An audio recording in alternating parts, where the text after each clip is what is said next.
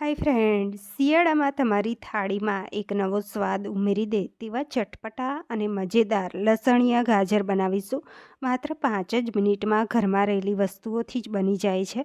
લસણિયા ગાજર બનાવવા માટે તમારે ગેસ પણ ચાલુ નહીં કરવો પડે અને સ્વાદિષ્ટની સાથે પોષણથી પણ ભરપૂર છે. મોટા સાથે બાળકોને પણ એટલા જ ભાવશે. કોઈ વાર તમારે શાક ના બનાવવું હોય તો તમારે શાક તરીકે પણ રોટલી સાથે ચાલી જાય. 2 નંગ ગાજર ધોઈ છોલી અને કટ કરી લઈશું. આ રીતે ઊભી ચીરીઓ કરી નાખવાની, વચમાંથી પિત્તનો ભાગ કાઢી નાખવાનો રહેશે. તો આ રીતે ઊભી ચીરીઓ કરી લેવી. તો 2 નંગ ગાજરની ચીરીઓ થઈ ગઈ છે. એક મોળું મરચું છે, એની પણ ચીરીઓ કરી લીધી છે. ખલની અંદર 1 ટેબલ સ્પૂન રાઈને વાટી લેવાની છે. તો આ રીતે એકદમ સરસ વાટી લેવી. તો રાઈ અહીંયા વટાઈ ગઈ છે, એને આમાં ગાજરમાં ઉમેરી દેવાનું છે. હવે 10 કળી લસણ લઈશું. એની અંદર 1 ટીસ્પૂન મીઠું નાખીશું.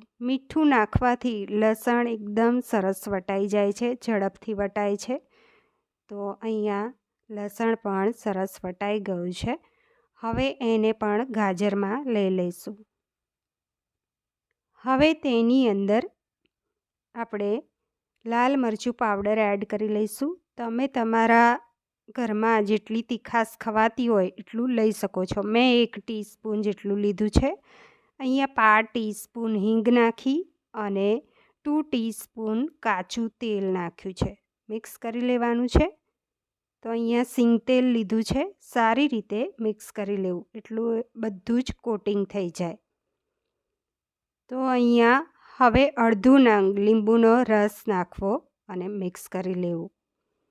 ફ્રેશ લીલા ધાણા જે પાણીથી ધોઈ અને સારી રીતે કોરા કરીને લીધા છે. તો એકદમ કોરા હશે તો ગાજર છે એ તમે 7-8 દિવસ સુધી ફ્રીજમાં રાખી શકશો, બગડશે નહીં. એટલે ધાણા એકદમ કોરા કરીને જ લેવા. તો મિક્સ થઈ ગયું છે. અહીંયા એકદમ ઝડપથી બની જતું લસણિયા ગાજર તૈયાર થઈ ગયા છે.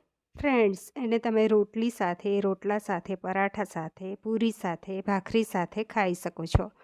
રેસીપી ગમી હોય તો વિડીયોને લાઇક કરજો અને મારી ચેનલને સબસ્ક્રાઈબ કરજો. દોસ્તોમાં જરૂર શેર કરતા રહેજો અને કમેન્ટ્સ કરીને જણાવો કે આ રેસીપી તમને કેવી લાગી.